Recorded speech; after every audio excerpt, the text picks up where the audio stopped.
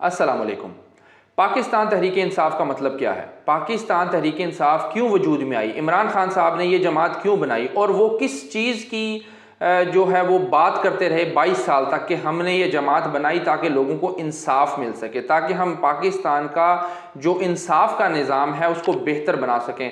हम सब इस चीज़ पर यकीन रखते हैं कि जिस मुल्क में इंसाफ का निज़ाम कमज़ोर होता है, करप्ट होता है, वहाँ पर खामियाँ होती हैं, वो मुल्क कभी तरक्की नहीं कर सकता। इंसाफ का निज़ाम किसी भी मुल्क की टांगों की तरह होता है। अगर आप उसकी टांगें काट दें तो आप उस शख्स को जितना मर्जी खिलाएं पिलाएं, वो मोटा तो हो जाएगा लेकिन भाग नहीं सकता, खड़ा नहीं हो सकता। तो पाकिस्तान का या किसी भी मुल्क का इंसाफ का निज़ाम इसी तरह होता है। अब हम बात करेंगे कि पिछले 4 साल जब फेडरल हुकूमत में पीटीआई थी तो उन्होंने इस कानून को बेहतर बनाने के लिए और इंसाफ के निज़ाम को पाकिस्तान में बेहतर बनाने के लिए क्या कोई कोशिश की? अब मैं आपके सामने 2 केस स्टडीज़ रखना चाहता हूं जो कि मेरे बहुत ही करीबी जानने वाले के साथ पेश आए। इन केस स्टडीज़ को देखकर आप अंदाज़ा लगा सकते हैं कि हमारा जो इंसाफ का निज़ाम है, जो जिसमें हमें इंसाफ मिलता है, जिसमें पुलिस भी है, वकला हजरात भी शामिल हैं, जस्टिस सिस्टम भी शामिल है, ये सारे इदारे जिसमें शामिल होकर एक निज़ाम इंसाफ बनता है, उसकी जो है मैंने 2 प्रैक्टिकल एग्जांपल्स जो मैंने देखी हैं पिछले 1.5-2 साल के अंदर, वो मैं आपके सामने रखना चाहता हूं, जिससे हमें अंदाज़ा होगा कि हमारा निज़ाम इंसाफ कितना अच्छा है और इसको कहां कहां इंप्रूवमेंट की ज़रूरत है। पहली बात, जो पहली केस स्टडी है, वो बहुत ही मेरे करीबी जानने वाले के साथ पेश आई और पिछले 1.5-2 साल में पेश आई। और उनका एक कोई किसी के साथ लेन देन का कुछ 10-12 हज़ार रुपये का मसला था। मसला बड़ा नहीं था लेकिन वो एक अना का मसला बन गया, तो वो केस कोर्ट में चला गया। जब वो केस कोर्ट में गया तो 2 साल तक उस मेरे जानने वाले को बुलाया जाता रहा कि आप आएँ, आज आपकी हेयरिंग है। और कई दफ़ा उन हेयरिंग्स में मैं खुद बजाते खुद वहाँ पर गया उसके साथ, और जब हम वहाँ जाते तो वो बताते कि जनाब अभी तो यहाँ जज साहब की तैनाती ही नहीं हुई। तो वो केस कैसे सुनेंगे? तो पूछा जाता कि भाई आपने फिर क्यों बुलाया है अगर जज साहब ही तैनात नहीं हुए? उसने कहा जी हमने तो कानूनी कार्रवाई करनी होती है। 50-60 किलोमीटर का सफ़र करके वो शख्स अपने घर से आता था और ये एक्टिविटी परफॉर्म करता था, और वहाँ पर कोई वकील जो दूसरी पार्टी का वो नहीं होता था, या वो हमसे पहले आकर चला जाता था। बहरहाल हमें कभी वो बंदा नज़र नहीं आया जो दूसरी पार्टी के लोग थे।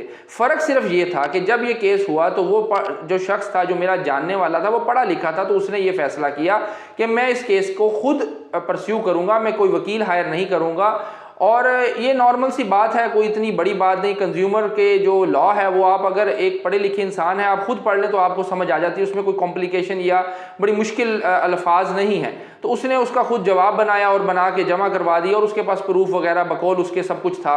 एनीवे वो केस 2 साल तक तो वो बुलाते रहे और वो जाता रहा। 2 साल के बाद फाइनली जब जज साहब तैनात हुए तो उन्होंने केस सुना। केस सुनने के बाद जब उन्होंने प्रूफ मांगे, इसने प्रूफ दिए और उनसे भी जो पूछा गया, एनीवे जो भी उन्होंने सारी कार्रवाई करने के बाद जब फैसला सुनाया, जब फैसले की कॉपी उसके पास आई तो वो मेरे पास लेकर आया। तो मैं सरप्राइज हो गया क्योंकि फैसले वाले दिन वो शख्स वहाँ मौजूद था। वो कहता है कि मैं मुकम्मल प्रूफ और हर चीज़ वहाँ देकर आया, और फैसले में लिखा हुआ था कि चूंकि ये शख्स हेयरिंग वाले दिन आया ही नहीं, इसलिए हम ये फैसला कर रहे हैं, यानी कि एक तरफा फैसला कर रहे हैं और फैसला दूसरी पार्टी के हक में कर दिया।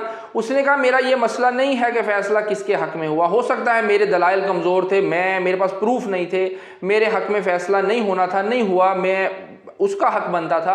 लेकिन ये लिख दिया, इस बेसिस पे फैसला किया गया कि चूंकि मैं उस हेयरिंग पे मौजूद ही नहीं था जहां पर मैं मौजूद था, मैंने सारे कवायफ वज़ाइफ जो भी उनकी रिक्वायरमेंट थी वो पूरी की, उनके सामने पेश हुआ।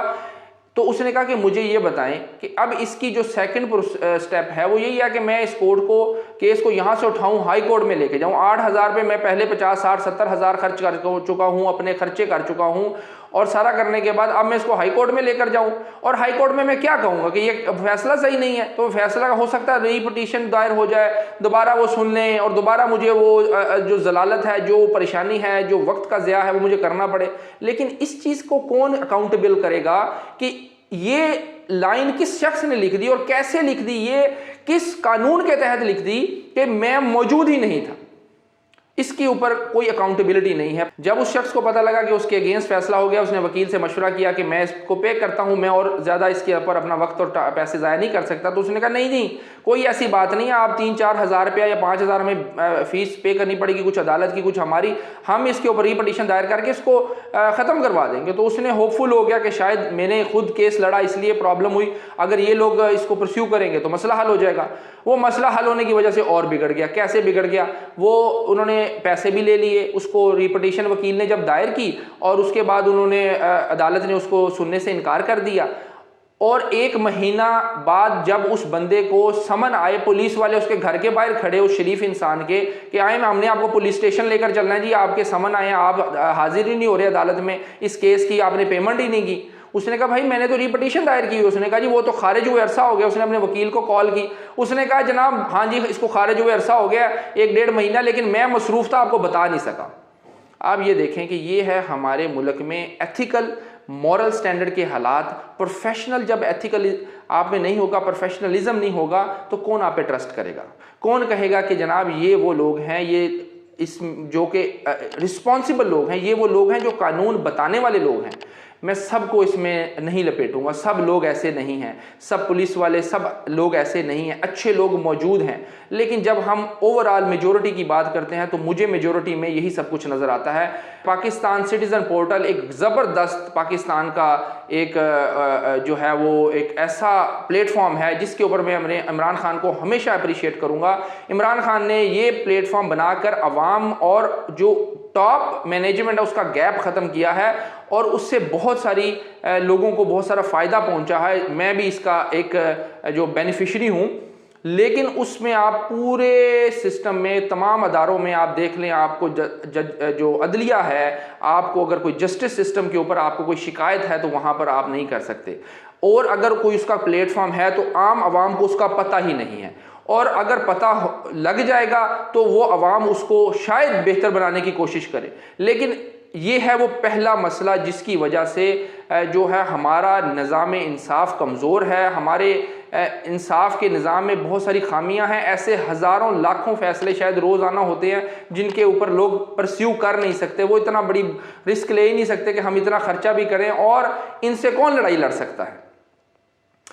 दूसरी बात, दूसरी केस स्टडी में आपके सामने रखना चाहता हूँ, जो हमारे पुलिस का निज़ाम है, जो हमारा लॉ बनाने वाली जो लोग हैं, जो हमारे MPs हैं, MNAs हैं, जो लॉ बनाते हैं, वो लॉ किस तरह बनाते हैं और उसकी इम्प्लीमेंटेशन कैसे होती है।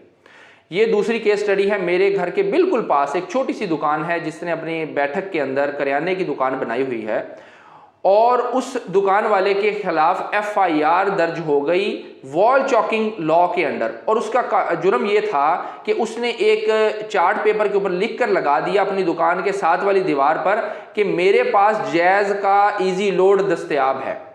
मुझे सिर्फ आप ये बता दें, क्या ये जो अब इलेक्शन हुए, जब भी किसी किस्म के इलेक्शन होते हैं, चाहे वो पाकिस्तान बार कौंसिल के इलेक्शन हो, चाहे वो किसी यूनियन के इलेक्शन हो, चाहे वो MP MNAs के इलेक्शन हो, क्या गवर्नमेंट के खंबे से लेके अदालत की दीवार से लेकर हर जगह पर पोस्टर नहीं लगते? मुझे बताएं किस MPA के खिलाफ, किस MNA के खिलाफ वॉल चॉकिंग में आपने जो है पुलिस ने FIR दर्ज की है? तो इमरान खान यहाँ पर बिल्कुल सही कहता है कि ताकतवर के लिए और कानून है पाकिस्तान में, कमज़ोर के लिए और कानून है पाकिस्तान में, लेकिन वो कहता है इसको दुरुस्त नहीं करता। पिछले 4 सालों में क्या दुरुस्तगी आई? ये पिछले 2-2.5 साल के मैं आपको जो केस स्टडी, जो एग्जांपल्स आपको दे रहा हूँ वो ये है। और पुलिस का जो निज़ाम है वो लोगों को तंग करना है, मतलब वो अगर वो 50% उन लोगों को उनकी फलाह के लिए काम करते हैं, तो मेरे ख्याल से 50% उनका मकसद होता है कि किस तरह किसको तंग किया जाए, उसको परेशान करके उससे पैसे कमाए जाएं। वॉल चॉकिंग लॉ के ऊपर पुलिस का जितना कसूर है उससे कहीं ज़्यादा कसूर पार्लियामेंटेरियंस का है।